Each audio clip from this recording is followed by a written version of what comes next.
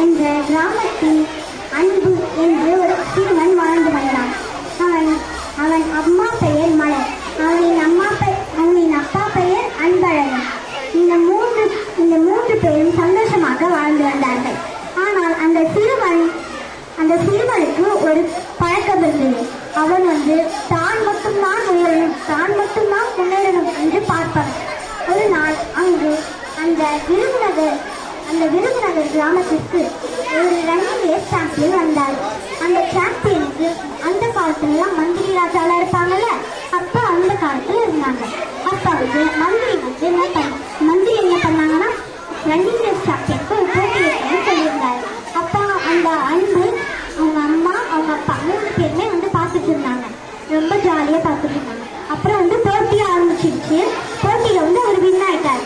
அப்புறமா அந்த அன்புன்ற பையன் என்ன பண்ணானா, அவனுக்கும் ஆசையா இருந்துதான், நம்மளும் இந்த மாதிரி ரன்னிங் ரேஸ்ல கலந்துக்கிட்டா எவ்வளோ சூப்பராக இருக்கும், ஜாலியாக இருக்கும்ல, நம்ம இந்த மாதிரி ஜெயிச்சு நம்ம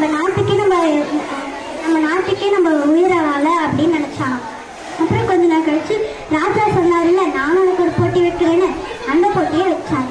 அந்த போட்டியில அந்த ராஜா சொன்னாரு, நான் கண்ணு தெரியாதவங்க கால் இல்லாதவங்க இந்த போட்டியில வைப்பேன், நீ என்ன பண்ணுவ அப்படின்னு அந்த அந்த அந்த அந்த ரன்னிங் ரேஸ் சாம்பியனை கேட்டார். அந்த சாம்பியன் சொன்னாரு, நான் மட்டும் தான் உயருவேன், நான் மட்டும் தான் ஜெயிப்பேன் அப்படின்னு சொல்லிட்டே போயிட்டு போட்டி ஆரம்பிச்சிச்சு. அதுல அவரு பாட்டுல போட்டி ஆரம்பிச்சதுமே ஓடிட்டாரு. அப்புறம் கத்திட்டு இருந்தார், நான் தான் ஜெயிச்சேன்னு கத்திட்டு இருந்தார். அப்புறம் அந்த ராஜா சொன்னாரு, நீ ஜெயிக்கல, நீ எப்ப அந்த கண்ணு தெரியாதவங்களை காலில்லாதவங்களை விட்டுட்டு போனியோ, நீ எப்ப எனக்கு அந்த மாதிரி சொன்னியோ அப்பவே நீ ஜெயிக்கல அப்படின்ற அர்த்தமாயிடுச்சு. அப்போ அந்த ராஜா சொன்னாரு, நான் திருப்பி இந்த போட்டியில கலந்துக்கிறேன் அப்படின்னு சொன்னாரு. திருப்பி அந்த போட்டியில கலந்து அப்போ அவங்க 2 பேரையும் கூட்டிட்டு போய் ஜெயிச்சிட்டாரு. அப்ப அந்த அன்புன்ற பையன் நினைச்சா, அட ஆமால நம்மளும்